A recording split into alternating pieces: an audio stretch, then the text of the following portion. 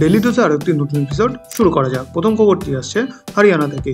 GMDA শহরে public transport অবকাঠামো উন্নত করতে এবং যাত্রীদের জন্য সংযোগ উন্নত করতে সেক্টর 29-এ একটি নতুন বাস টার্মিনাল তৈরি করার পরিকল্পনা করেছে। মেট্রোপলিটন কর্তৃপক্ষ এই সপ্তাহে হরিয়ানা মুখ্য সচিবের সাথে আসন্ন বৈঠকে বিষয়টি নিয়ে আলোচনা করবে বলে আশা করা হচ্ছে।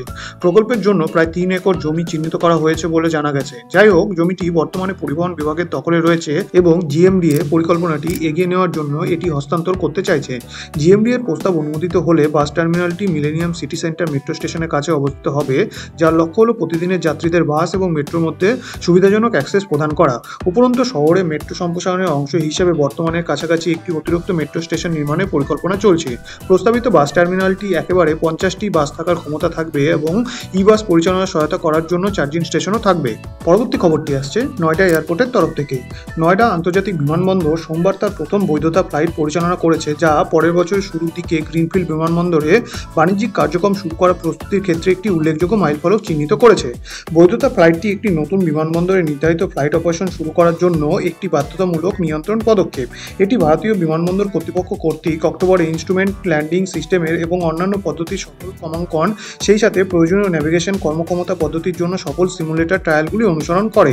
নেভিগেশন এবং অবতরণ পদ্ধতি পরীক্ষা করার জন্য জেওয়ার বিমানবন্দরের বৈধতা ফ্লাইটটি একটি এয়ারবাস A320 বিমান ব্যবহার করা হয়েছিল। পরবর্তী খবরটি আসছে কলকাতা মেট্রোর তরফ থেকে। Rail Vikas Nigam limited VIP road বরাবর অরেঞ্জ লাইন মেট্রোর ভূগর্ভস্থ টানেলের জন্য প্রাথমিক কাজ সম্পন্ন করেছে এবং নির্মাণের পরবর্তী ধাপ শুরু করতে প্রস্তুত। চলমান প্রকল্প নিউ গড়িয়া বিমানবন্দর মেট্রো করিডোরের অংশ শীঘ্রই একটি জটিল পর্যায়ে প্রবেশ করবে বলে আশা করা হচ্ছে, যার জন্য টানেলটিকে পূর্বে বিমানবন্দরের দিকে বাঁকানো প্রয়োজন। এই পর্যায়ে মসৃণ ট্রাফিক ব্যবস্থাপনা নিশ্চিত করার জন্য আরবিএনএল একটি সংশোধিত ট্রাফিক ব্লক চেয়েছিল এবং কলকাতাগামী যানবাহনের জন্য একটি বিকল্প রাস্তা প্রস্তুত করেছিল। প্রতিবেদনে উল্লেখ করা হয়েছে যে ভিআইপি রোডের ট্রাফিক বিঘ্ন কমানোর কৌশলের অংশ হিসেবে আরবিএনএল চূড়ান্ত প্রসারিত নির্মাণটিকে 3টি পর্যায়ে ভাগ করেছে। এটি উল্লেখ করা হয়েছিল যে এই 29 কিমি বেশিরভাগ এলিভেটেড মেট্রো লাইনটি তার শেষ পর্যায়ে ভূগর্ভস্থ হবে। অ্যাপকনের ঠিকাদারদের কাট অ্যান্ড কভার পদ্ধতি ব্যবহার করে 300 মিটার র্যাম্প এবং 500 মিটার টুইন টানেল নির্মাণের দায়িত্ব দেওয়া হয়েছিল। এপ্রিল মাসে আরবিএনএল এয়ারপোর্ট থেকে প্রায় 700 মিটার দূরে ডায়াফ্রাম প্রাচীর এবং শীর্ষ স্ল্যাবের কাজ শুরু করেছিল। ভিআইপি রোডের একটি অংশকে ঘিরে ফেরার পরে কলকাতাগামী ফ্ল্যাঙ্কে একটি ক্ষতিপূরণমূলক 100 মিটার বাই 12 মিটার রাস্তা তৈরি করা হয়। প্রথম ধাপটি এখন সম্পূর্ণ হওয়ার সাথে সাথে আরবিএনএল সংশোধিত ট্রাফিক ব্যবস্থার জন্য বিধাননগর ট্রাফিক বিভাগের কাছে আবেদন করেছে। আজকে শেষ খবরটি আসছে উত্তরপ্রদেশ থেকে। জানা গেছে যে ভারতের প্রথম ইন্টিগ্রেটেড ওয়েস্ট ম্যানেজমেন্ট সিটি কাম লার্নিং সেন্টার 2025 সালের সেপ্টেম্বরের মধ্যে উত্তরপ্রদেশের গোরখপুরে চালু হবে। এই উদ্যোগের লক্ষ্য হলো একটি সার্কুলার ইকোনমি মডেলের মাধ্যমে শহরকে আবর্জনা মুক্ত করা এবং টেকসই বজ্র ব্যবস্থাপনাকে উৎসাহিত করা।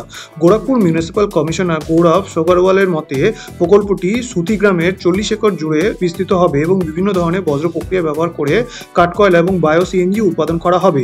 তিনি উল্লেখ করেছেন যে প্রকল্পটি কর্মসংস্থান সৃষ্টি করবে, রাজস্ব বাড়াবে এবং প্রযুক্তিগত দক্ষতার জন্য একটি শিক্ষার কেন্দ্র হিসেবে কাজ করবে। সোগরওয়াল ভাগ করেছেন যে মডেলটি ইতিমধ্যে বিশাখাপত্তনম এবং দিল্লিতে উপস্থাপন করা হয়েছে এবং 13 থেকে 15 ডিসেম্বর দিল্লিতে জাতীয় মুখ্য সচিবদের সম্মেলনে পরিবেশ মন্ত্রক এটি প্রদর্শন করবে।